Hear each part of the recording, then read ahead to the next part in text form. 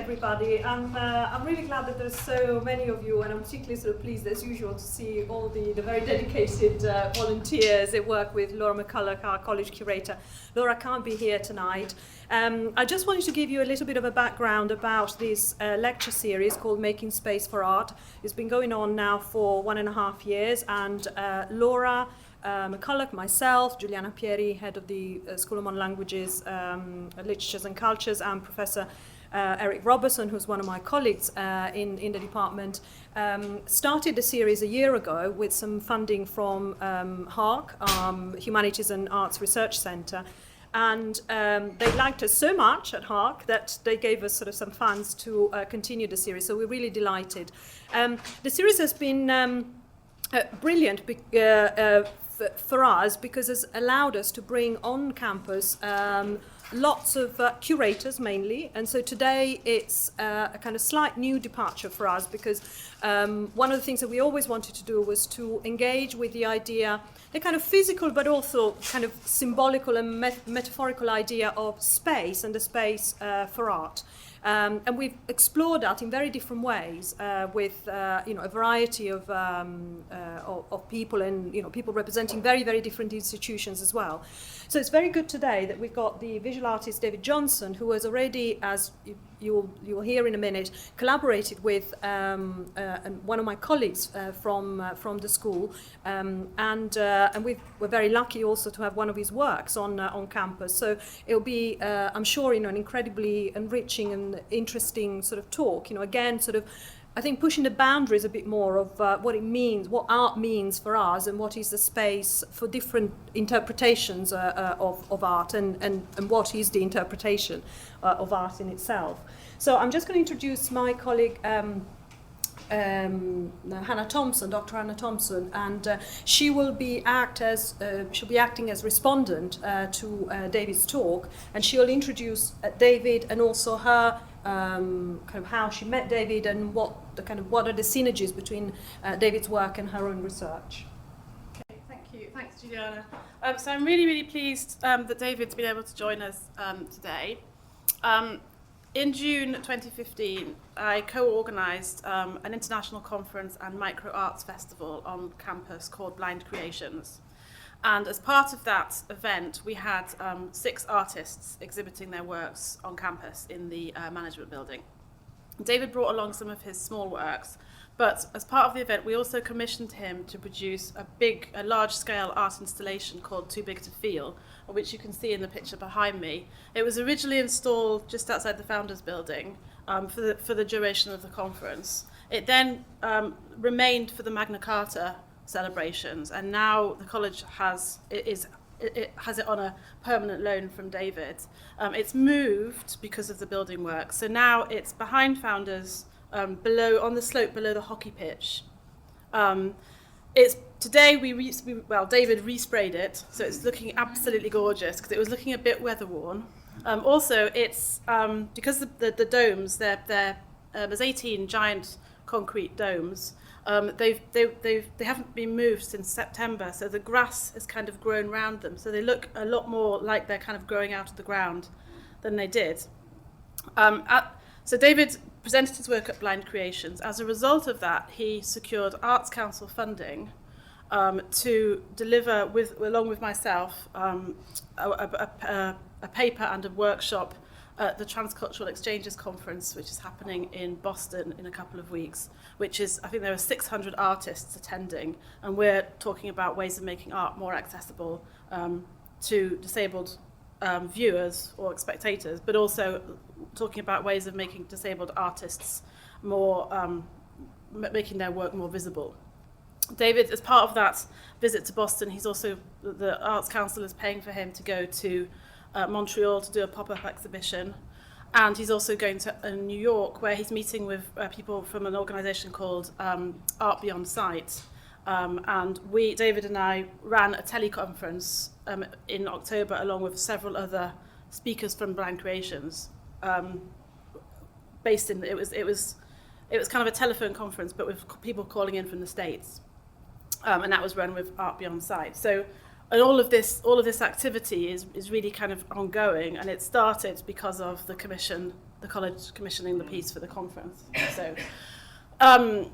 So today I'm going to basically hand over to David, and he's going to talk you through what he's going to do this afternoon. So thank you for coming, David, and over to you. Thank you, Hannah. Thank you, everyone, for coming along. I'm very pleased to be here to be able to talk about, well, one of my favourite subjects, my art. What I'd like to commence with, however, is something perhaps slightly unexpected. I'd like everyone here to sort of be slightly involved with this event this evening. I would like you to participate, if you would, in a workshop that I'm going to run with you. And I'd like you each to accept from me a lump of plasticine. And every lump that I hand out is of the same size. What I want you to do, preferably while I talk throughout the next, 40, 45 minutes, I want you to make, if you would, a figure, a human figure. The only stipulation is that you should try and use all the plasticine that I give you, so nothing left over, please. And it should be humanoid. It doesn't matter about gender, shape, clothed or unclothed, I don't mind. And then just produce something that springs to mind as you work with the material. I don't know, perhaps most of you have used plasticine at some time in the past. It's a very, I quite like it as a medium. It's very pliable, and you need to work it a little bit to warm it up, so you probably need to sort of knead it for a bit to get it to move. It is an oil-based product, so it does leave a little sort of smeary deposit on your hands, but it should wash off easily, once we've finished. So anyway, at the end of the talk, I'm going to gather all your figures together onto the double table over there and put them in a circle, all facing inwards, and take a photograph and just go, ooh, isn't that lovely? The point, however, of the piece really is about, which is a lot of what my art's about. It's about collaboration. When I do my work, I always use helpers for various stages in the process of what I do. So what we're going to do this evening is sort of mirroring that. We're all going to be contributing in equal part to the end result, to an equal amount. So every figure is going to be the same size, and they're all going to be pointing in the same direction, I hope. So when you make them, think about the direction that they will suggest by their pose, by their position. It could be a nose that's, prominent nose that's pointing forward. It could be a hand pointing forward. Just a pose that suggests a forward looking. So, as I say, at the end of it, we're going to set them out in a circle, and they will express that idea of all working in the same direction, all working together and collaborating in equal part to the overall effect. So, without further ado, I'm going to hand out the lumps of plasticine. Would you mind? Behind me, sorry. Here they are. So they're all in cling film. Okay. So, do you want me to come? would you mind just Yes. running around with them? Sure. Sorry about the cling film, folks. You'll have to peel that off and get working away. Oh, yes. So I'll thank you, Hannah.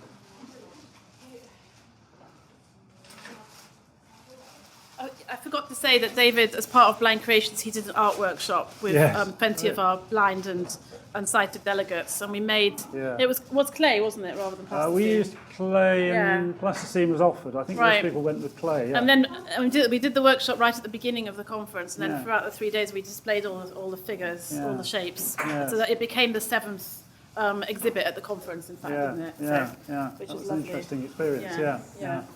So Okay. I'll carry on talking. So Has everyone got one? Think. Yeah. How many people have we got here now? About I reckon 14. 14, so Yeah. that's great. We've got enough plasticine to go around. If anyone feels like doing another one, the second one, the more the merrier, because it's a crowd. I want a crowd of people at the figures at the end, which should look quite good, I think, on the table. So the more the merrier. So anyway, I shall just carry on then. So what I'm going to do is I'm going to start off by talking a little bit about Too Big to Feel, the installation that's on the site here. And then I'm going to go on to talk about my other pieces and my art process and the thinking behind what I do. And I'm going to try and illustrate what I talk about with pictures from my laptop here. Please excuse things if they go wrong on that front, because me and technology have an interesting and sometimes difficult relationship, but it should be okay. So to start with, Too Big to Feel. Yes, this piece actually derived really from something I've been doing for a very long time, which is casting. I do quite a lot of casting, often in plaster or concrete, and I became interested in casting the inside of quite ordinary things. Bags are something I used to cast a lot. In fact, on the table to my right, where I've got some examples of my smaller pieces, one of them is two casts of the inside of bags, just a polythene bag. I think it's a couple of pointy things somewhere. Right. There we are, on that bit of perspex. I think there are two, I've called them citrus corners. They're black, largely black, I think, and the points have been painted with quite luminescent colours, and they're set on a perspex square, and hopefully the reflections of the points are reflected in the perspex. So it's got a so these casts are made by dropping plaster into a polythene bag, and then once it's set, turning the cast upside down. So the top of the cast becomes the bottom of the piece, hence the point. So that point is the corner of the bag. So I became rather obsessed, actually, with this idea of casting bags and things. And I went big with the idea, and I devised a sort of tabletop with a hole in it, and then I suspended polythene sheets from the edges of the hole and poured plaster and concrete into this hammock of polythene, and it produced a huge, a large dome-shaped cast once you reversed the cast. So the top of the cast became the bottom. And when I produced the first one of these, I immediately thought about Braille, and very large Braille. And that's where Too Big to Feel comes from. They're 18 enormous concrete casts that have been suspended the other way up in polythene hammocks in these sort of tabletops with holes cut in them. And one of the interesting outcomes, which was sort of unexpected, was as the weight of the water and the concrete pulls down on the polythene stretches and ripples, sort of strains against the force of the concrete. So you get these sort of stretch marks around the edges that quite vividly, I think, express the forces at work and the weight of the water and the concrete. So when you reverse the dome, it looks as if, I think, or at least that's the idea, it looks as if the concrete is being pushed up from below. So part of the idea of Too Big to Feel is that when you look at it, it's supposed to look like these sort of strange fungal growths coming out of the ground. I'm not sure it quite succeeds in that, but I think apparently the grass has grown around these domes now, and it looks a little more like that. Not so much from the stretch marks, but from the grass. So that's how the piece developed. That's its sort of history. But another big part of it, of course, is that it is Braille, but very big Braille. And I lost my sight completely in my early 30s. At that point, I decided I ought to try and learn Braille, which I don't know whether anyone here, well, Hannah, I think, is trying to learn Braille herself, and it's a difficult thing to learn in sort of midlife. Like any skill, it's harder to learn later on. Children that learn Braille seem to lap it up, really quickly. But I did learn it and tried to get my Braille speed reading up, which is still very slow and probably will always remain so. So I became interested in Braille itself as a way of accessing literature again, and books and reading and writing. So it became a source of access for me, and it's really this idea of the accessing of meaning to people who are otherwise, deprived or restricted access, that lies behind Too Big to Feel. The Braille is too large for a blind person who reads Braille to understand. It's just too big to feel. And of course, Braille itself is a mystery to non-Braille readers.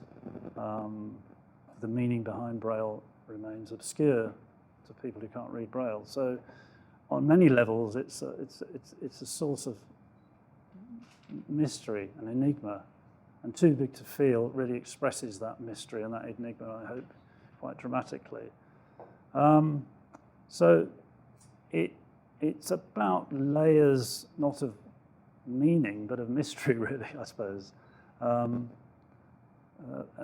So that was the sort of thinking behind it. The actual, I don't know whether you all know, but the actual words that are written in the Braille of Too Big to Feel here are, there are two words. It's seeing red,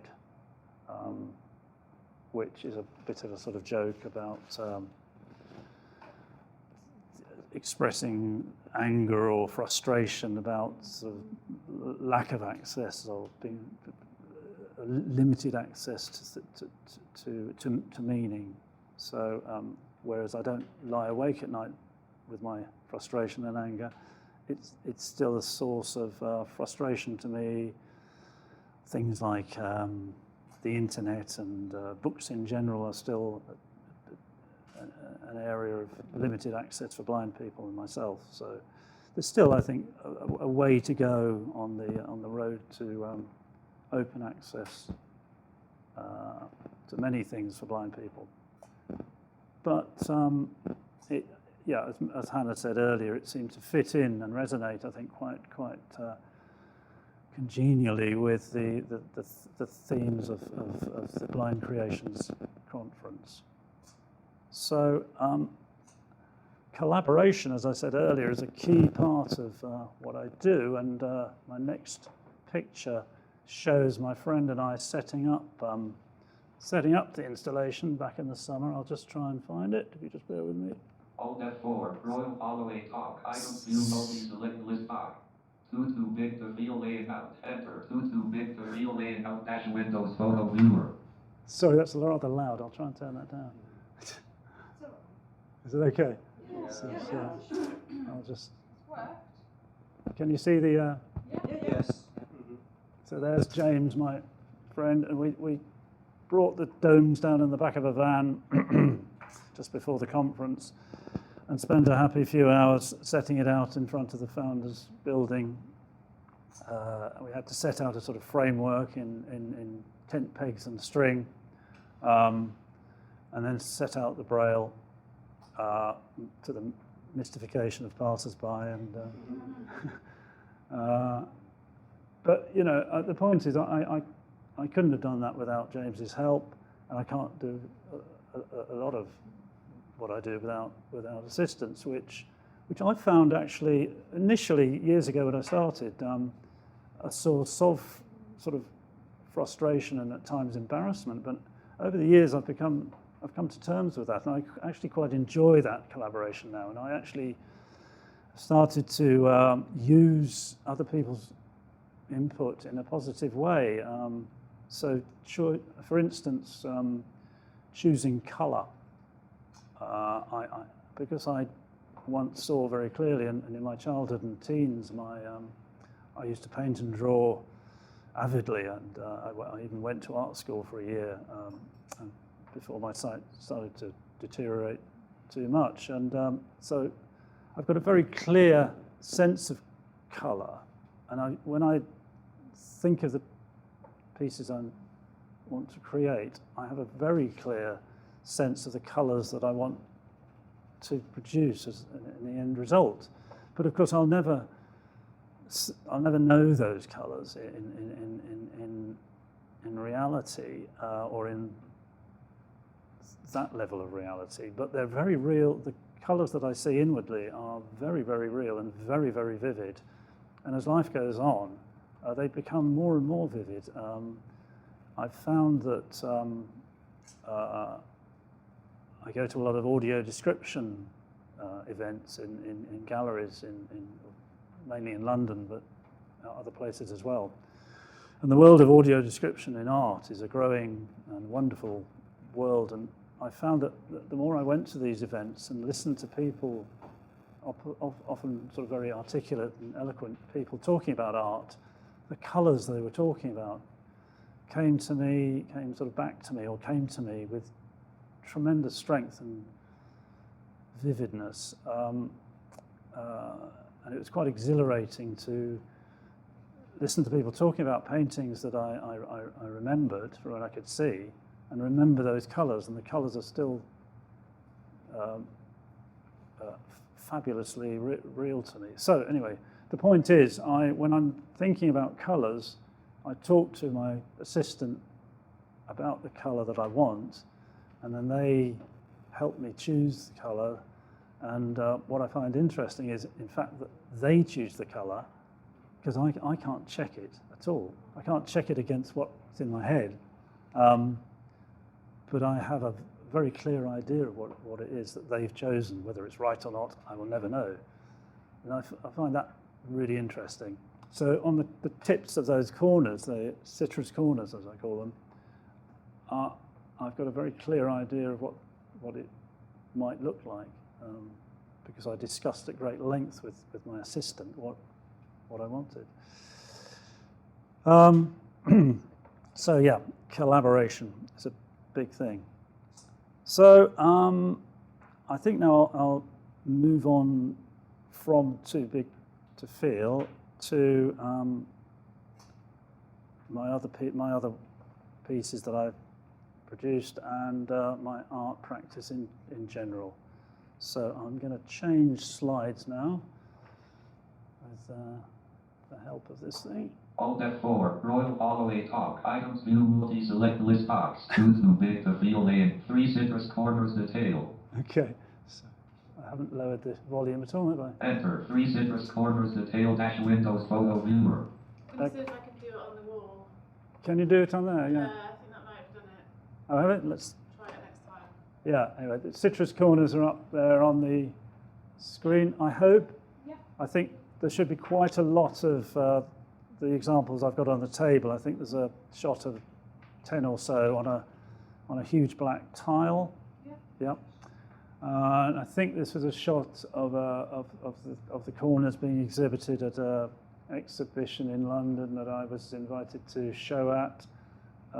It was a show called Sense and Sensibility, and it was commissioned by a perfumery, and they were promoting a new perfume, and they wanted blind artists to come up with ideas sort of inspired by their perfumes, and it was a sort of citrus, but I think it was bergamot, was the sort of active ingredient in their perfume. So we all had to respond to that, and Citrus Corners was my response. So that's a shot of that. The next shot is the same idea, but in a different context. Alt F4, Royal Holloway talk, items, view, multi-select list box, 3 citrus corners and 4 white corners. The voice of God is still with us. Sorry? It didn't make any difference. No, okay, we'll just have to live with God. Enter, 4 white corners dash Windows photo viewer. White corners. This is a shot of a load of these corners, and they're all white, and they're laid out on a huge black background. And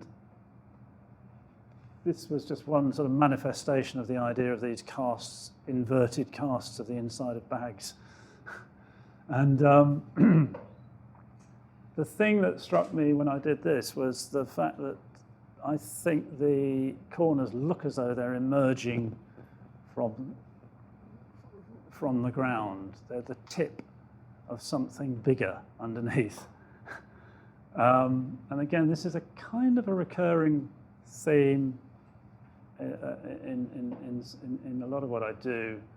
The idea that what you see, and this again, this kind of resonates with blindness or partial sight, you get very much a part of the whole.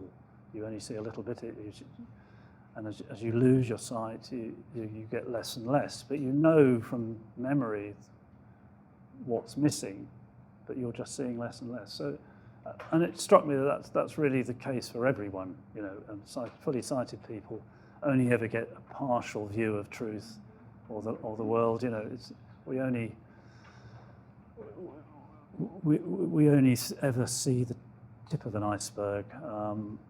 So these pieces, I suppose, reflect that idea. And I'm Too Big to Feel is about that as well. You're seeing these enormous lumps of matter emerging from the ground, and they suggest something maybe rather malevolent or at least uncertain beneath the surface, which is rather unsettling, I think.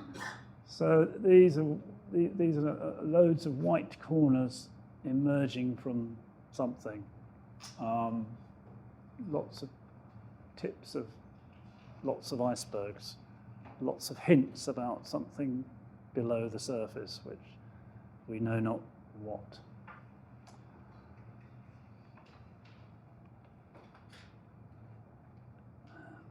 Alt F4, Royal Holloway talk, 5 black pigs. Black pigs. Enter, 5 black pigs dash Windows photo viewer.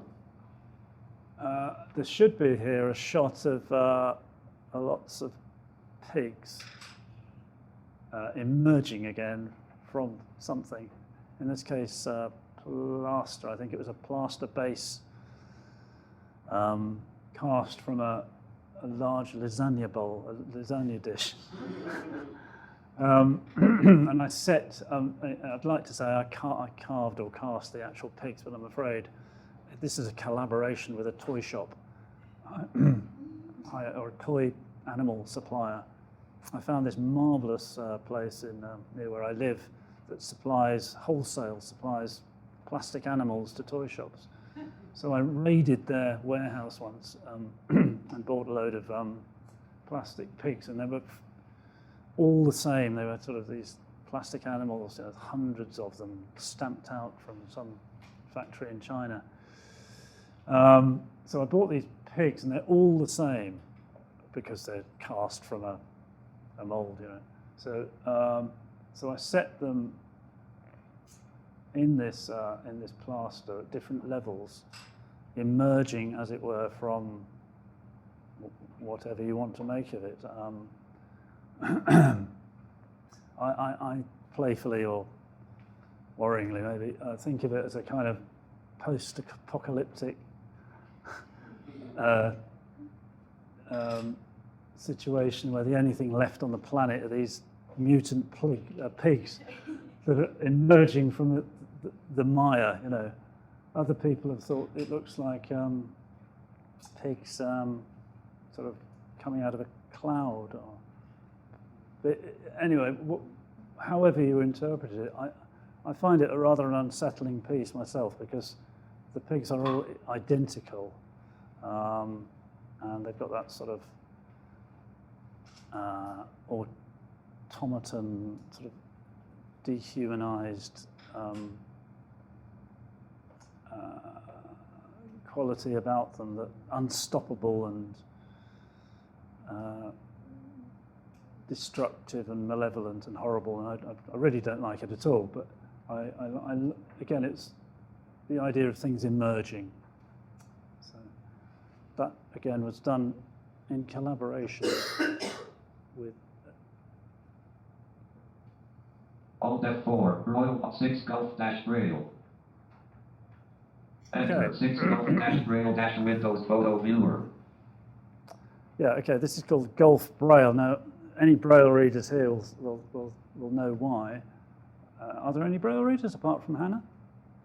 No. Good, in case I've spelt it incorrectly, but it should say the word Gulf in Braille, in what they call grade 1 Braille. This is because each symbol, each Braille cell represents one letter.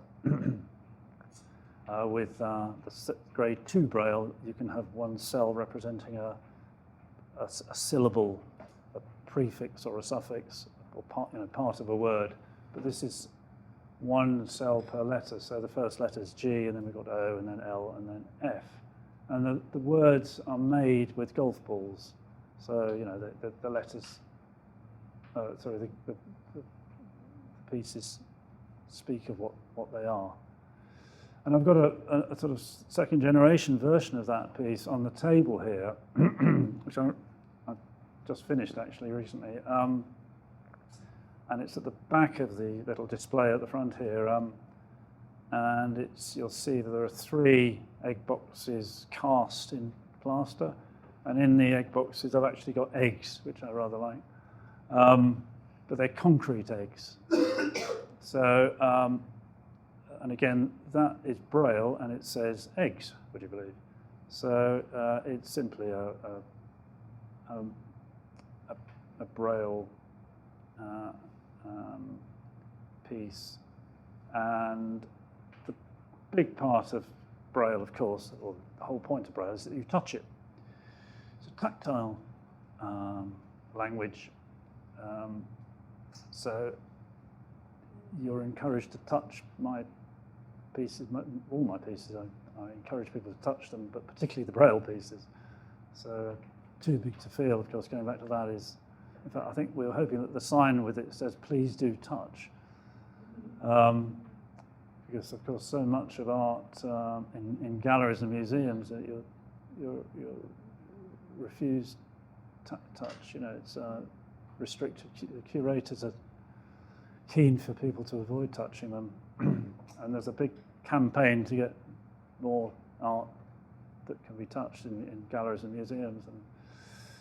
And it's getting better. I mean, at the when I first started going to the Royal Academy summer show, there were about 3 or 4 pieces you could touch. Now it's about 30 or 40, because if you ask most artists whether they mind people touching, they don't mind at all. In fact, they often want people to touch their art. It's the curators that are reticent about people touching for curatorial reasons, you know. Anyway, so my eggs and golf pieces are designed to be touched. So that's eggs or golf. Okay. And the next one is... Alt F4, Royal Holloway, 7 David and Spike 3. Okay. Enter, 7 David and Spike 3 Windows Photo Viewer. Okay, this is another piece from the Sense and Sensibility exhibition I mentioned earlier, where the corners were shown. I think this should be a picture of an enormous stalactite and with me standing next to it.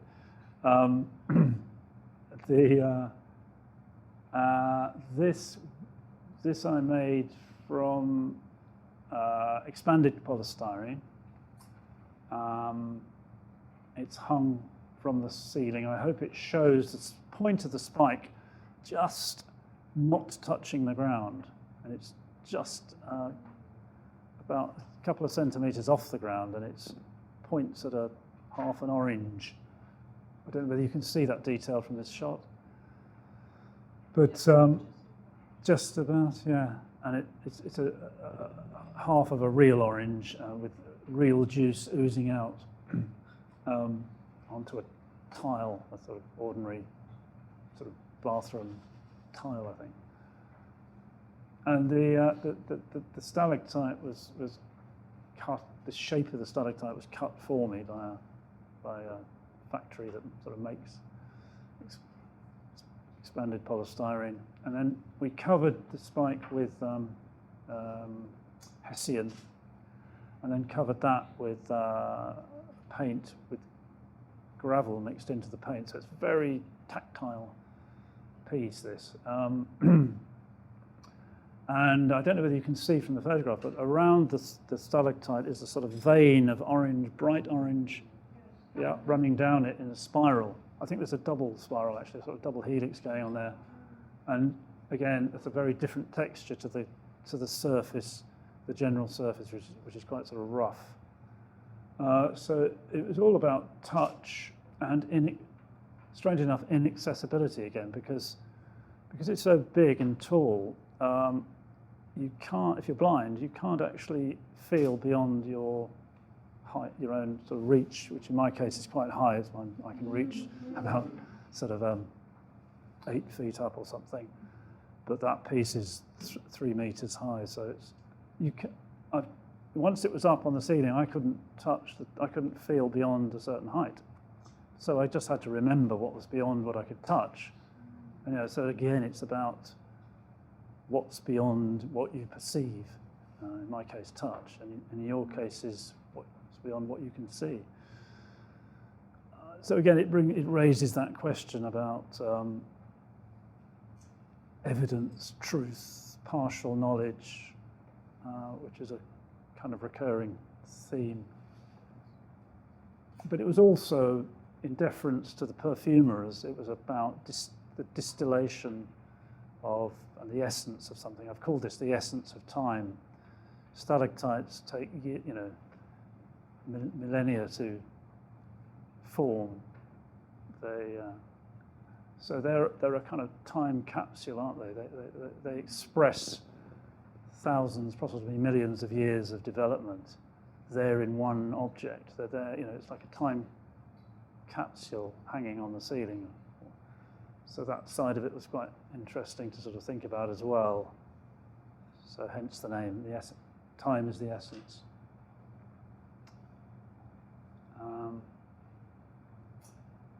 So that's that piece, which still sits somewhere in London. Right, the next piece. Hold that for Royal Holloway, 8 Rosie 1. I do apologise for it. Right, the next one is an interesting one, which you might all run out screaming about this one. This is called Rosie 1. Now, this needs to be listened. It's a sort of audio-visual one. I'm going to put it up on the screen in a minute, but I'm going to get my computer to describe it as well. And it's going to be very loud because we can't turn this damn thing down. But so, and I won't sort of put you through the whole thing because it'll take forever and you'll probably all go mad. So I'll just play you a little bit of it. And I want you to just listen to it and look at the screen, and you'll hopefully get why I've called it Rosie and possibly Rosie 1. So just have a listen to this. Set 8 Rosie 1. Right. Enter. So, you see there, we've got a page full of zeros. Now I'm going to set my screen reader to Big read. Rosie 1-word. Print edit. Just going to find my read all button. Ah, okay, something's gone wrong. 0 0 0 0 0 0 0 0 0 0 0 0 0 0 0 0 0 0 0 0 0 0 0 0 0 0 0 0 0 0 0 0 0 0 0 0 0 0 0 0 0 0 0 0 0 0 0 0 0 0 0 0 0 0 0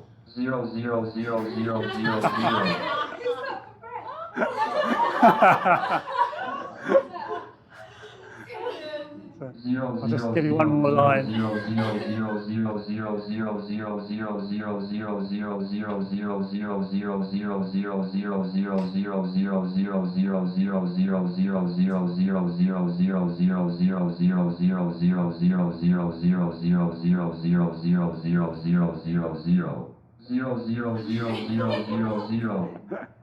Okay, I won't put you through any more, unless you want to. I mean, I actually find it quite hypnotic. Have you all heard why I've called it Rosie 1? Or Rosian? No. No? Sorry? No. Well, that's right. That's right. The words meld into one another. Yeah. Rosie. 0, 0, 0, 0. If you. Do you want to listen again? No. You'll take my word for it. Sorry, you can do. I'll just give you a little burst. Listen to it with new ears. Okay. So listen, rather than listen for 0, Yeah. listen for Rosie. Okay. And it's using exactly the same Yeah. phonetics. It's just, you've got to click your brain into Rosie rather than. Yeah. 0 0 0 0 0 0 0 0 0 0 0 0 0 0 0 0. So, Yeah. yeah. There's a delay, but then it came, Yeah, so it's that thing of I don't, embedded deep within this piece. I mean, it's actually only an A4 Word document full of zeros, so there is a beginning and an end.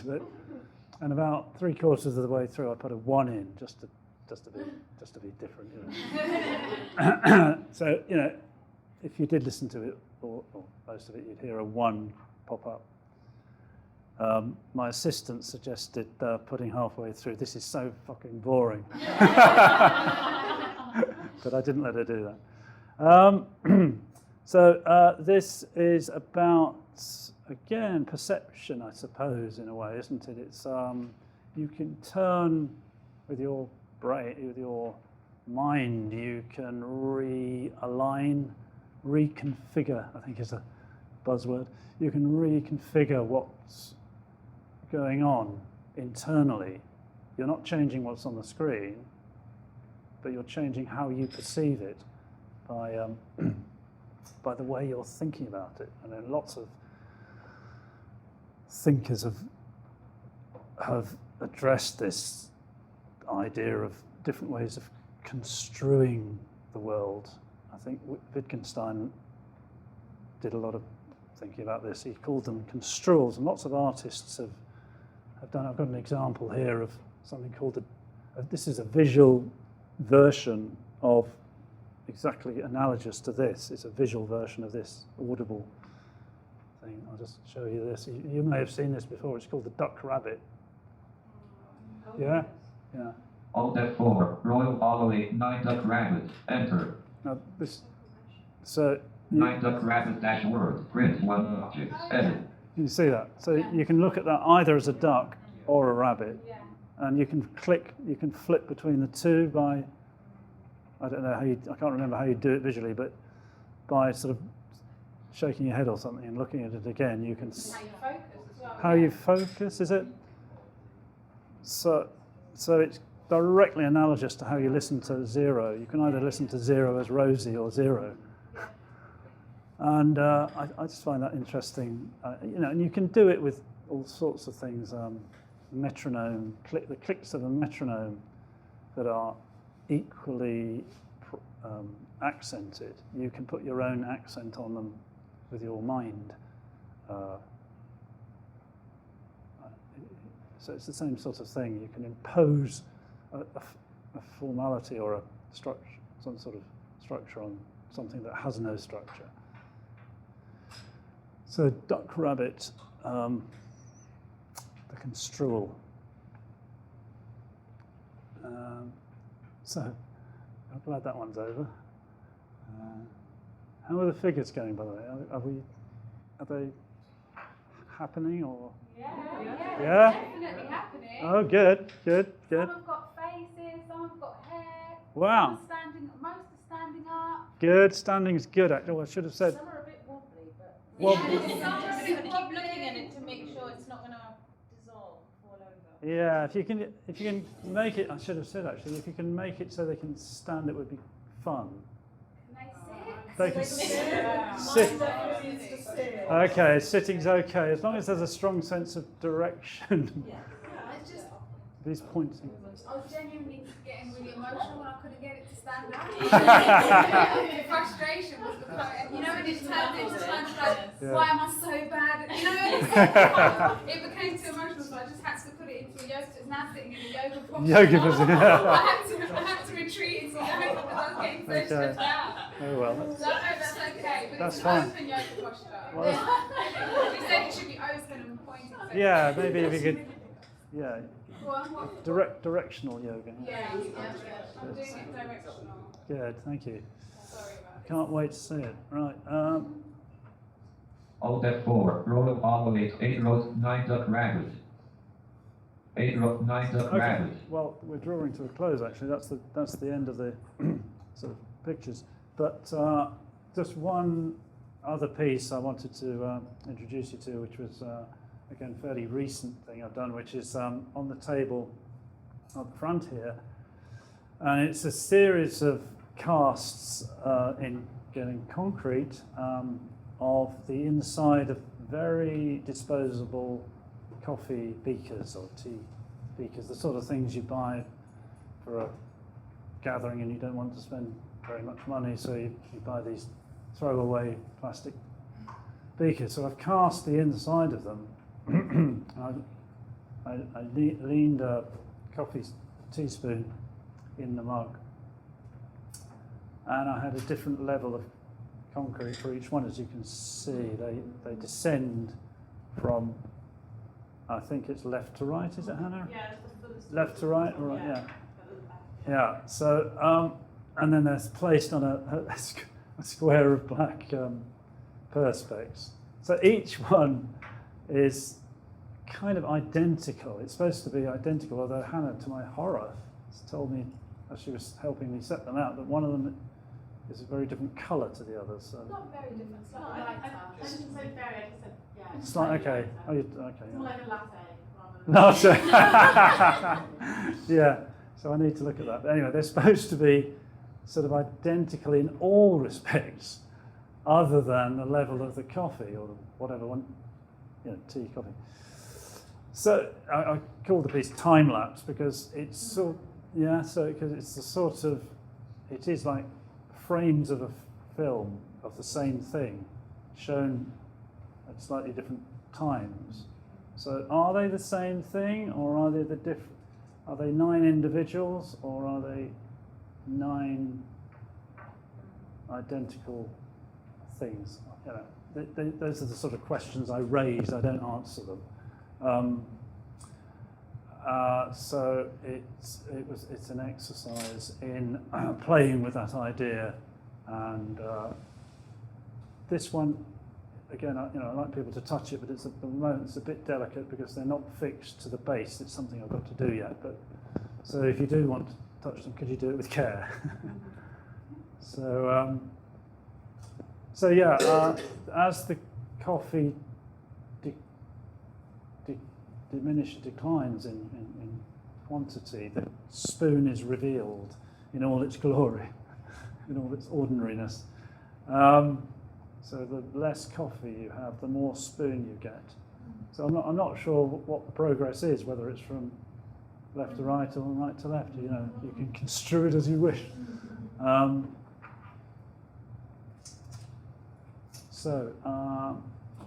in some really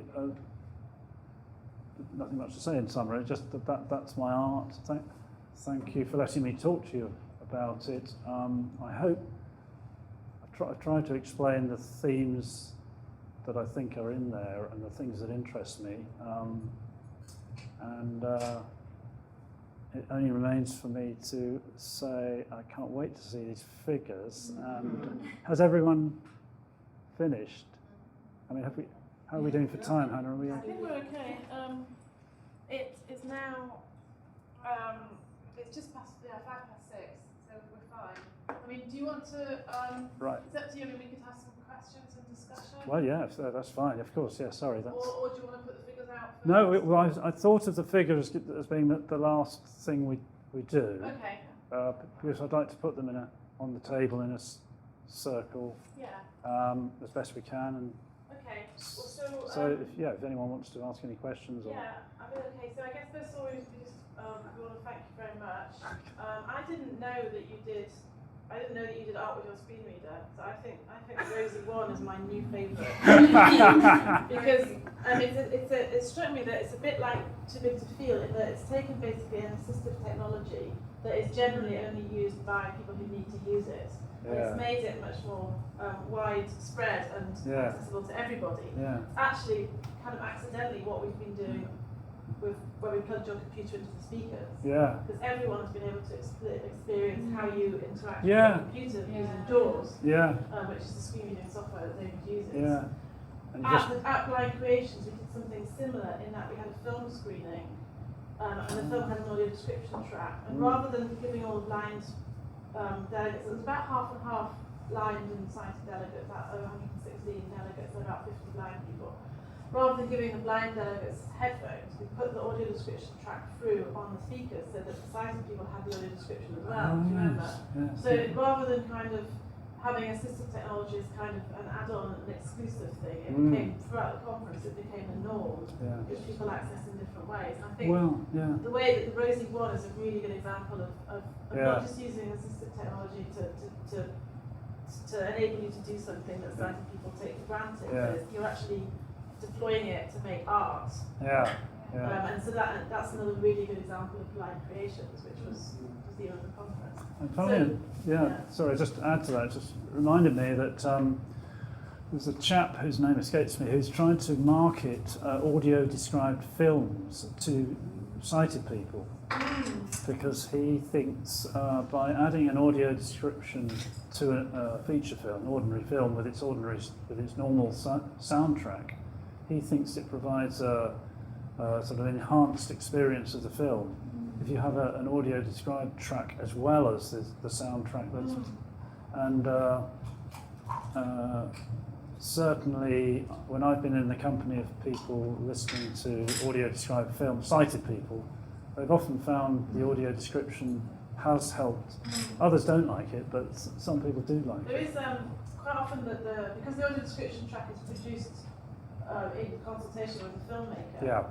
Sometimes it can be really difficult to tell you the names of characters, which aren't necessarily made clear to viewers. So I've got an example, which is that I went to see Suffragette with my husband, and I knew what all the women were called because it told me, but he didn't know. And he didn't even know which one was Emily Davidson until really near the end. I knew it was her kind of from the second scene. And he said, it wasn't clear. And I said, well, I had all this extra information. So that's a good example. So has anyone got any questions? Yes. Don't put your hands up. No. Just shout out. Otherwise we'll never get anywhere. I'm interested, I'm learning how to make documentaries. And I'm a native English speaker, but I did learn Spanish, and I'm very interested in especially in non-verbal communication. You know, and I was just wondering, perhaps if you could give us, like, what is your perspective? How do you sense things? And part of that might be the way you work with your colleagues or assistants in creating or expressing what kind of language is going on between you and your assistant, but also internally, because you probably sense things differently You may actually know what I'm asking better than me. I'm not sure. Yes, I'm kind thinking of. of other senses. I'm not just thinking of words. And No. yeah. If you're talking about colours in particular, which is something that's I spoke about earlier, my sense of colour, of course, is only my sense of colour is based on memory. I see nothing now, and yet I have a very strong sense of colour. And as I talk to other people about colour, and also just think about it, on my own, so to speak, privately, that sense of colour, that sensory, experiential, phenomenological aspect of colour is very much with me, and very strong, even though it's gone in the physical sense. So talking to others about the way they're experiencing colour is a very important part of the way I experience colour now. Even though I can't, as I say, check it out or provide any sort of third-party evaluation of what I'm sensing, but my sense of green is a very strong greeny thing within me. But do you feel it? Or do you remember it? Or is I think it must be I remembered. think of blue as sometimes maybe blue is cool, or how do you sense? There's this thing called synesthesia, isn't there, where one sense or all the senses kind of talk, as it were, to each other, and one sensory stimulation can suggest another sensory experience. That, again, I am susceptible, or I do experience synesthesia in that way. So that's one route that people have sort of tried to go down, and I've looked into that as well myself, the idea of, if you give someone, for instance, I've seen this done in an art gallery, if you give someone a hot water bottle, a red hot water bottle with hot water in it, a blind person, they'll get some kind of other sensory sense of the redness of the hot water bottle, because it's hot. And some people think that the colour red suggests heat. The sound of the trumpet is supposed to suggest red to some people. I think of it, if you said trumpet to me, if I listen to a trumpet, I tend to think of that sort of brass look, the shiny brass that the metal that the trumpet's made of. I think of that rather than red. So that kind of synesthetic response is one way, which I think varies quite a lot from person to person as to how that sort of works. But I think the other senses, of course, luckily my other senses are intact. So sense of touch and hearing and smell and taste are reasonably okay. So I use those a lot. I like using materials and getting my hands into material, different clay, and a very keen sense of the material itself, working with it and cutting and shaping and doing what I can. That is a big part of the experience of making things. Just experiencing the different qualities of different materials. Does that get close to what you're? Yeah, but so yes, it does. In addition, like when you were talking about the orange at the tips of the citrus. Yeah. How did you? Oh well. Say that to your assistant. I suppose we were. I can't remember. I think we were in an art shop looking at the different colours in the rack of paints, and she was trying to describe, as best she could, the different properties of the colours that we were looking at, and we agreed on one of them just by comparing one with another, or her description of one compared to another, and me saying, well, that to me, from what you're saying, the words you've chosen to describe that orange or that yellow, is that's fine. Whether it is or was, I don't know. It doesn't matter, does it? No. But I suppose there's a degree of trust maybe in her, the words that she's choosing get some way towards some kind of accurate description of the colour. I don't know. It's very much it's a very difficult and inexact thing that I'm not sure I really would want to spend too much time dissecting, I think.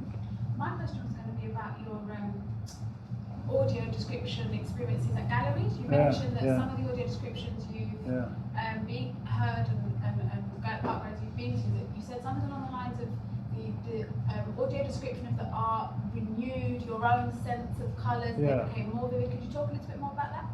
Well, I can bore you for hours on that. Well, it's just a very exciting and growing part of my life, really. And luckily the galleries, the ones with the sort of more forward-looking ones, and obviously and bigger budgets as well, are more and more employing people to provide audio descriptions for their exhibitions.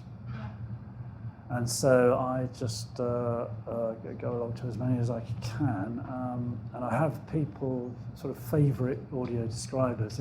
People that I like their style, and I also like using people who are not trying to use people who are not sort of experts, as it were. Just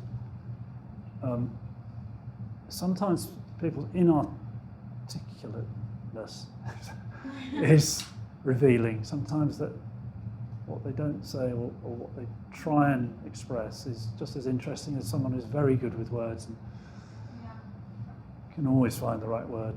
Or you get people who are just use a different kind of language. It's one chap I listen to quite a lot, his language is quite sort of streety. He doesn't use lots of sort of long words or technical language. He uses very immediate, short words that he compares things very cleverly to ordinary things in life. He'll say things like, that yellow in this picture is a sort of Coleman's mustard yellow. And immediately, because my memory of Coleman's mustard, because I can remember that very clearly, I immediately know what he's talking about. That yellow, that particular kind of grey yellow comes to mind. So sometimes that's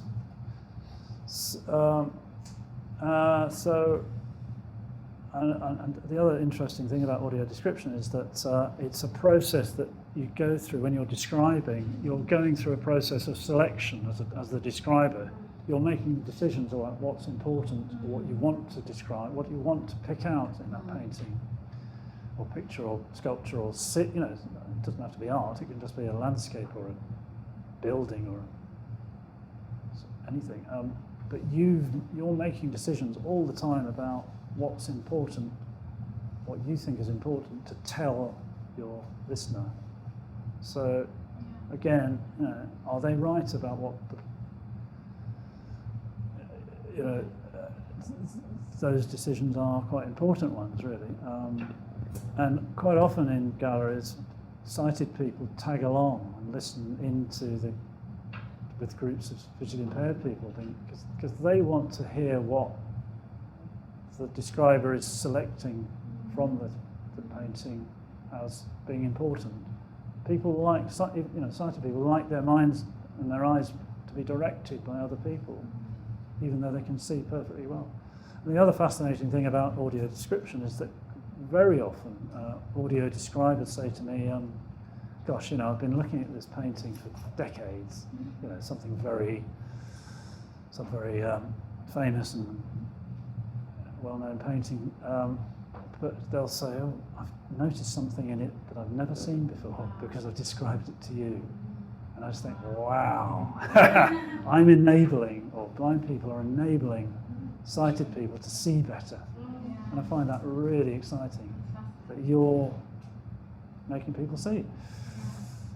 Can I kind of jump from that and ask you what you when you say see, what does that make you feel? You talked about you're going to see. You're really excited about seeing our figures. But it must be quite is it an ambivalent word, or when you use it, does it Well, like all of us? It's lots of senses together, but obviously it's kind of an interesting word, isn't it? Yeah. Yes, I think it is ambivalent. It is. It's a good second best word. I mean, I don't see it, but when I'll hopefully have a chance to feel some of the figures, then I will kind of see them. I will go away with a very clear image of what you've produced, so I do kind of see them.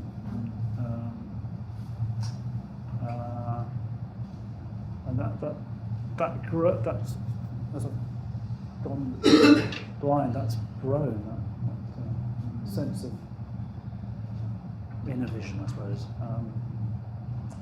The inward eye, Wordsworth's famous inward eye. I wanted to, I'm not sure if this is a question or just Comment. an observation, but I suppose there's something about sculptural work that it has two identities, hasn't it? Because there's this solid space that you're looking at, and then there's the space that is around it and that is changed by the object. And it just seems to me that your work is really interesting in the sense that it really seems to be highly suggestive of that other space that isn't actually there, but we're left with a trace of it, and that's a very haunting, kind of compelling thing. I'm looking at the cups, and we see those ridges that are left. There's this sort of vestigial trace of what was once there and is no more, and it just that sort of there, not there binary. Yeah, I think that's just your rosy zero thing. It's exactly. There's that dual existence there too. It's positive. It's 0 or 1. 0 or 1, positive, negative. Well, the whole two thing. Well, it's great that you've brought that up because this quite sort of well known now idea of negative space that Rachel White-Reid, I think, has exploited so wonderfully. She's grabbed that idea and sort of run with it and produced the most amazing things, hasn't she? And you're right, it is a haunting, and I think blindness helps you get that better. So many things are helped with the sort of blind look at things, so to speak, because that sense of the object and the space that it inhabits, I think is enhanced when you can't see the object, because you just think about it. I mean, I can feel this table, but if I just step back from it by an inch, a centimetre, a millimetre, it's kind of gone from my physical world, but it remains very strongly as an idea. But the space that it's in is just as powerful an idea as the space as the object itself. And I think when you can see that distinction is less equal. I think the object is far more important to the sighted person than the negative space that it inhabits. So I very much try and talk about the space as much as the object. Very much so. You can overdo the negative space thing, I think, and I did think a lot about it years ago, and I'm trying to think of it. Well, I think the process of casting something is all about negatives and positives, isn't it? So it sort of talks a lot about that. As you're sort of making a cast, you're thinking about that all the time. So it's a fascinating area.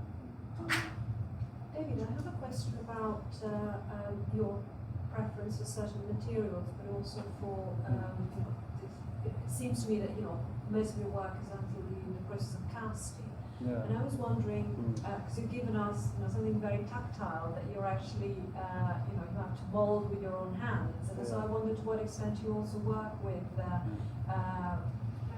clay or other materials that are much more malleable, and what your ideas are. I mean, I was thinking here, I come from the field of Italian studies, and I teach a lot of Renaissance art, and I was thinking, in terms of sculpture, about Michelangelo and his whole idea about, in his case, the block of marble that you attack to an extent, to reveal what is, releasing something that is within, which is, I mean, in his idea, something that comes, Neoplatonic ideas, and there's the idea of God, but it's something like releasing that's something that is there, and it's very interesting how the choice of material also has that kind of philosophical element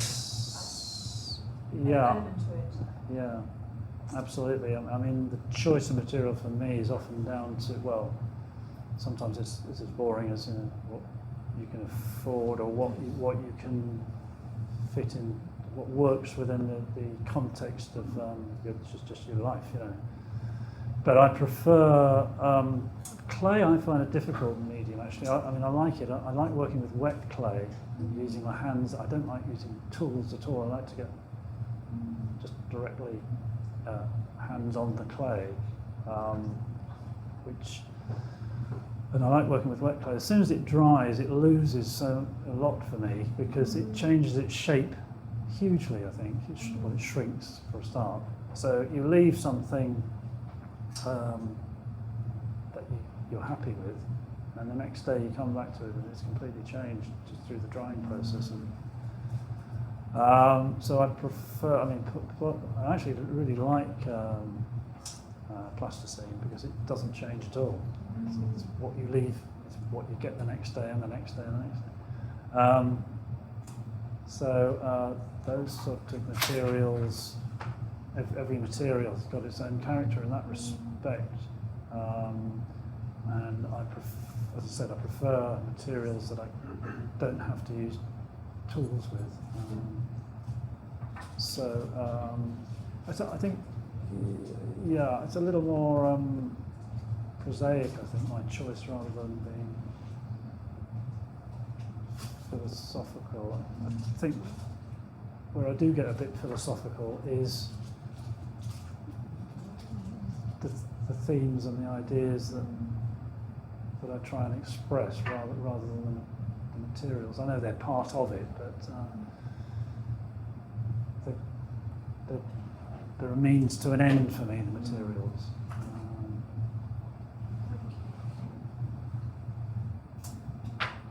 Okay, so any more? So Do you want to gather the figures? shall we gather the? Yeah. Do you want to keep the plastic as well, the clay film? No, don't worry, because what you've produced, once we've got them together and perhaps had a photograph of them, very happy, welcome to take them away with you if you wish. If not, leave them. If not, you can leave them, and I'll simply sort of bundle them up. So don't worry about the cling film. This is part of it. So you become attached to it, and or you can do, but that can work against collaboration. Because it's part of the bigger. I did mentally prepare myself for not being able to take it. I haven't named it or anything. No, hasn't actually reached pet status yet. But I know what you mean. Particularly figures. I find if I make figures, I do get quite sort of attached to them. Yeah. Because you kind of. I did actually have one last question. Is there anywhere I can go to follow you or your work, or do you have a website or social media presence? Or anything? It's growing as I get more into that sort of thing. Yeah, I've got a blog site, Oh, cool. which it's David's Art Insights. David Art Insights. Yeah. If I type that into Google, it'll come up. It should do. Cool. If it doesn't, I'll want to know why. Yeah. So yeah. Great. So, We've also just, David and I made a video of Too Big to Feel this afternoon Oh, with yeah. the comms team, and they're going to put it up on YouTube. Cool. And there's going to be a link to the conference website, David's website, and the college art collections. So, and Is that in Royal Holloway website? yeah, hopefully. It should be up on the Royal Holloway website when they've done it. There might also be an item in the local press this week, which is why Ruth's kindly taking photos. So yeah, and I might write a story for the non-languages page as well. Brilliant, just based on this event. So yeah, we're gonna keep selling David. okay, so shall we gather the crowds of figures? So yeah, if you would, what I'd really like is for them to be in a circle. Do that big table there? I mean, I was going to. If we're going to have is it going to be 14 figures? Is it? Yeah. 15, I think. Yeah. Is that David's tea that he didn't drink? Yeah. Oh yeah. Oh dear, you don't want a cold tea. Put do it you? to one side, please. Yeah. Okay. Yeah. I've put it on the end of this table here where Okay. it was, but it's nowhere near. It's about half a metre away, so it won't spill. Fab. Thank you. Thanks. And then the figures are because they're being They've been. placed on a double table Yeah. in front of you. Just right, yeah, that's it. Yeah. Great. So Sorry, so to the left. to the left, over here somewhere. Yeah, so really good. Sorry, no, I Oh mean. no, this is the. Slide, do you mind if I? No, that's fine. It's fine. It's fine. Ruth, we're just coming through. That's all right, Ruth's no. taking You photos. probably, That's why. Juliana, we're just coming through. There we go. So you're Okay. here. So they're Lovely. right in Right. front of you now. Okay. Can I introduce you to mine? Yeah, please do. That was an order, really, wasn't it? No. I was like, I am going to So introduce. that's my yoga. Really? That's my yoga one. Hello. And the head is really flat because Oh, when I yeah. made it round, it was too heavy, and so it was Have quite you a used- mechanical. Have you used all the plasters? You're very perceptive. No, this is a second figurine that Ah. I made because I had some left over. Okay, right. Ooh. Ooh. I know. Do I get told off for that? Slightly, but Yeah. okay. No, we're going to let you. Okay, yeah, sorry. that's fine. But Wow. mine's really, really basic compared to the others. So, Wow. actually, if you can I your description? Yeah. What do you think? Yeah. Okay. Sorry, I didn't do that very well. Sorry. Well, there's one. May I? Yes. There's one that I'm drawn to. Shall I place it in your hand? Yeah. And it has. Well, shall I let you think? Shall I order a description? Shall I let you feel it? figure it. Yeah. Let me know when you'd like audio description. How about that? Well, actually, better because I'm going to. Yeah. By feeling This it, is so. This top bit here. This is a crown. Yeah, Oh, I've wow. named him because I have gotten attached. He's called my little prince. Ah, he's a little prince. I decided that in this circle of equality, he Yeah. was going to be the most equal. Ooh. Controversial. Wow, Yeah. controversial. He's sitting down and he's kind of got his feet flat on the floor. Yeah, I can He's feel even got those. toes. He's I even can got feel toes. those. They're Yeah, fantastic feet. and one of his arms is kind Got of toe. nonchalant over his Over knees. his knee, yeah. And then to use your directional force, the other Yeah. arm is bent on his knee with a sword in it.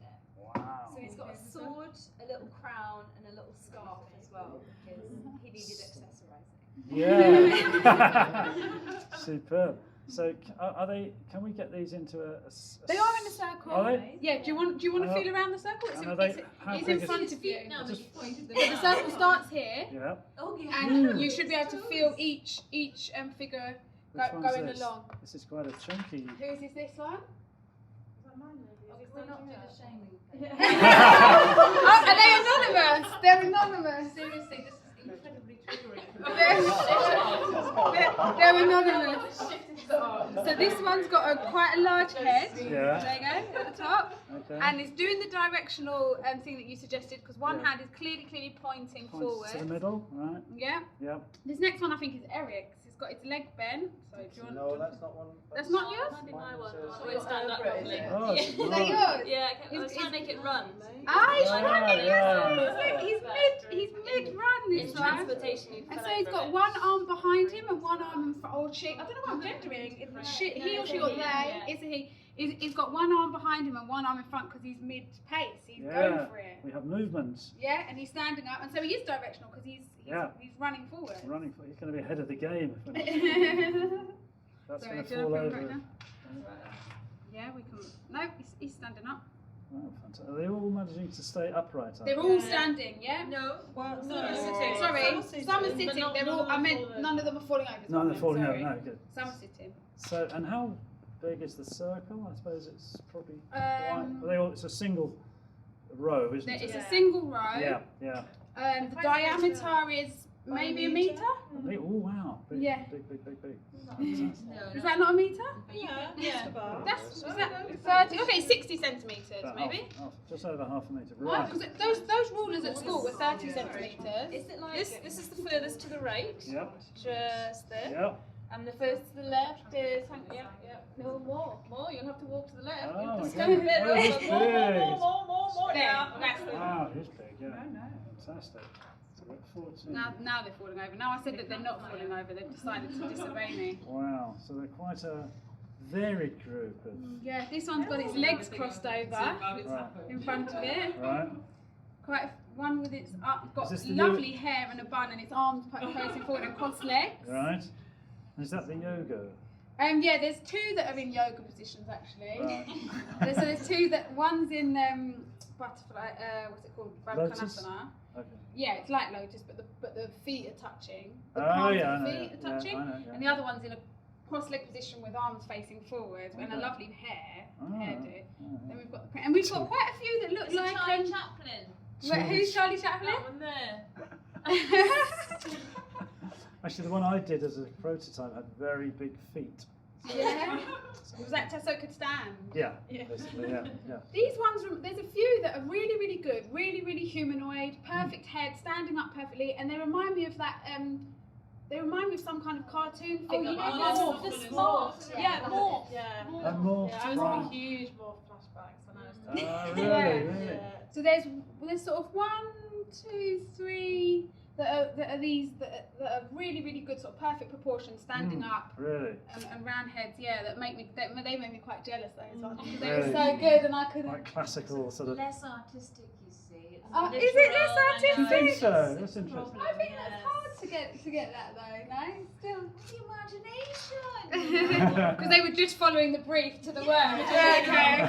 You said humanoid figure, you've got a humanoid figure, no Yeah. bells, no whistles. No, Yeah. that's- Yeah. And are they all clothed or have we any naked? David, can I show you mine? Oh, please. Okay. Well, this is meant to be you actually, because I was looking at Oh, But you're sitting down, so you're very tall, with very sort of tall, sort of thin Gangly. legs and arms, Thin and, Oh, wow. and yeah. a little bit of a nose and the ears, if you could sort of feel Yeah. here at the, I'm at the working top up to with that, the hang on. head, Yeah. But, definitely couldn't stand, Well, you've got the very long, flat body, which Yeah. Yeah. concave chest. Yeah. Oh, that's it. Hey, so it's a Giacometti. It's yeah, I suppose it's a bit like that, yeah. Yeah. And, Fantastic. That's really nice, actually. Yeah. Very slightly alien, but yeah. It's slightly alien.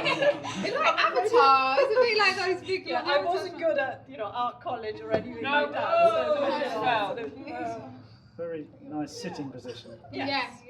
sitting Oh, and a nice comfortably, feet as well, lovely. Yeah. Superb, yeah. Excellent. Yeah, that is quite me-ish, yeah. Yeah. So I'll put him back down. Thank you, yeah. Any more descriptions? Eric's one's got a really clear fact. I think Eric, if we were giving out prizes, which we're obviously not, because Oh, no, that's no, not no, very no, interesting. this is It's got, equality. but it's got a really clear face. This one. Shall I put Really? it in your hand? It's got a Wow. nose and eyes. It's got an Wow. expression. It doesn't look very happy. Well, it's a serious piece. Not awesome. This is art after all. Yeah. This is high art. This, Oh, this yes. is how detailed the face is. It's got a really clear expression. It's got ears, Yeah, it's really eyebrows. Beautifully formed. Yeah, nose. But isn't your dad a carpenter though? I feel like you've got a head start because your dad makes things for. Well, not professionally, but he does make things. It's If you true, go into yes. Eric's office, there's lamps made by his father. Oh, really? So I feel like that gave you a really strong head start. Except I'm only the least practical person on earth. It's really, really good. Beautiful, actually, yeah. And the head is I did lovely that. nose. I like the nose. Yeah, it's a good nose, isn't it? Good nose, yeah. Good nose, good ears. 10 out of 10 for that. Oh, he's got ears as well, has he? Yeah. It's got ears. He hasn't got any hair. We've got some others. We've got Hair's some others boring, that have isn't got it? hair. Yeah. And a chap. I think it's a chap, is it? Yes. Yeah.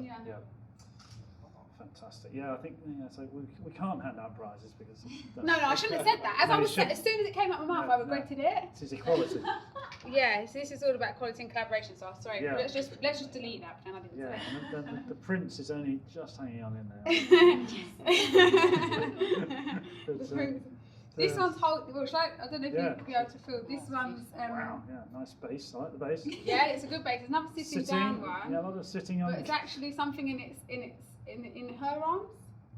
Yeah, oh, yes. Something in her arms. Right. Yeah. This Baby. one, yeah, Oh, it is. This maternal. This is a maternal figure. Ah, fantastic. This is made by Ruth, who's taking the photograph. Oh, Ruth, very nice. And the big hair. It's like it's got hair at the sides, maybe, but yeah, it's a big head. Do you want some with hair? Because there's some with really impressive hair. Is that? Yeah, there's two I can see that have got good hairdos. If you want. I love the feet. Aren't human feet weird the way they stick up like that? Yeah. Fantastic. Yeah. Great. Oops. So, yeah, I think if you look at the hair ones, then I think you can almost.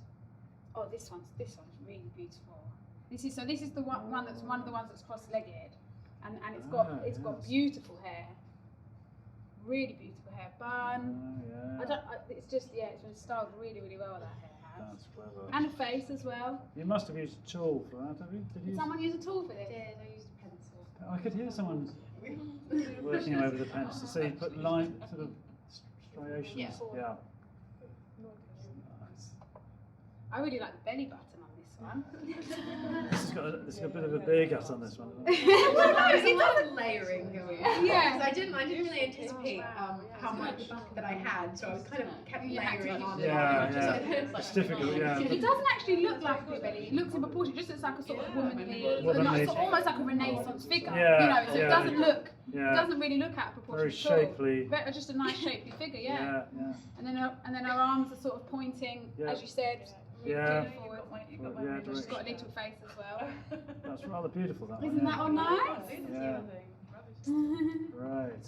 And then the last one I'm quite keen to show you because it's also got hairdos. This one. He's standing. I think standing it's is a he. right. Yeah, he's standing really right. legs wide apart, hands on hips. An actor. Is it an act? Did you say act? Actor. You know, sort of presenting a Shakespearean. Yeah. speech. Centre stage. Centre stage. Yeah. Or more like, to be honest, more like a superhero because of the way that his hands are on his hips. He looks like he's ready to. If he had one arm up, he'd be off to fly off and rescue the day. But the hair's really good as well. It's another really nice hair one. Chest out. Yeah, exactly. You've got it. Who's this by then? Who's this by? Fantastic. Very. And is he clothed? Yes. No. Well. Yeah, he's clothed. But just. Yeah. Were you thinking of like a sort of? Yeah, I was thinking of what you say, a Greek person, like a Greek god. Oh, yeah. Greek god! Wow, not a superhero, god. Yeah, A well- deity. The original superhero. The original superhero. Marvellous. That's Amazing. great character to that one. Yeah. There's one more that's got a hairdo as well, a little fringe. So it looks like a child, but pointing, as you suggest, as you sort of And in the everyone creative passed. brief that we were given. Has nearly everyone used all the plasticine? Did everyone use all of that? Yeah. So they're all roughly the same kind of Yeah. amount. So they look roughly the same size. Oh, that's a nice pose. Isn't it? Yeah. It's almost like a childlike figure. Yeah, slightly leaning forward, is it? Yeah, I think maybe. Yeah, yeah. it's pointing. One hand, Well, sort of the pointing. shoulders. Oh Yeah. yeah. Good shoulders and neck and good hair. Good hair. Oh, very careful. Love it. Whose is this? Brilliant. Yeah, lovely. Yeah. She's just behind you. Nice back and buttocks. Yeah. Nice bum on that one. Yeah. Super. Yeah. Very nice. Really tactile. You realise actually concrete is Yeah, nice Okay. thing. You're right. Okay. Yes, it is, isn't it? And you don't think about that often. You don't get to Marvellous. hold Does it. anybody want to say anything about theirs that I've missed out? Well, thank you for doing all those. They're marvellous. I hope we've Well, got some thank you nice for bringing them. shots. Hope we got some nice shots. Yes, I'm gonna go and get my camera now, David. So I It can was take photos. interesting when you said that. I think, oh god, it's a collaborative thing again. It's like sitting in the front row. Yeah. And then I was like, ooh, and then you do get attached to it. Yeah. You know, it's Yeah. interesting. Yeah. Thank you. So you're going to Thank take you it home. very much. Well, Really, really enjoyable. yeah. What would be really nice to do this on a mass scale, so you get a huge crowd of them. Yeah. So that would be like amazing. I'm going to a conference at the end. So I think Hannah mentioned at the end of February, and I'm going to ask the organiser if I can get all 600 delegates to do one. Oh, that would be amazing. So we have this sort of massive crowd. Yeah. That would be so good. Whether she'll. The last yoga retreat I went to, one of the sessions she did, she called it Creative Inquiry, and she gave us a lump of clay, and she told us to close our eyes. So we did it 3 times. The first 2 times we had to have our eyes closed for the whole time, just feeling the clay. You know what would it be in yoga and a yoga retreat, and she's quite into psychotherapy and stuff. So it was kind of like think of something that's difficult in your life at the moment, and this is going to represent it, or So it got quite deep, and it was a real. I mean, an amazing experience. So the first 2 times we did it with our eyes shut. When you open your eyes, I was kind of scared that I was going to open my eyes and hate it and think, oh my god, no, this isn't at all what I was imagining. And it was the reverse. Every time I open my eyes, I've got this rush of ecstasy, like a little child. Just so pleased with how beautiful it was.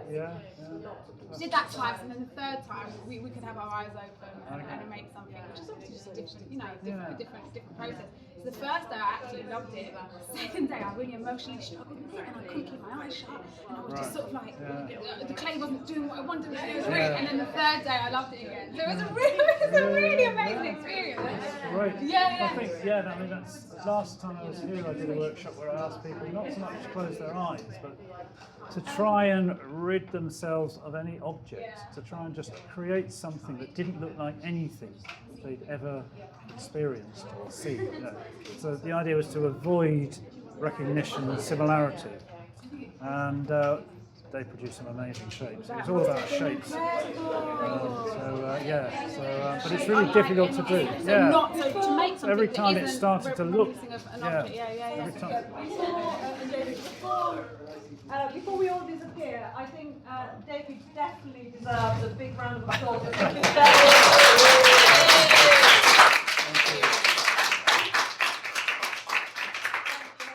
would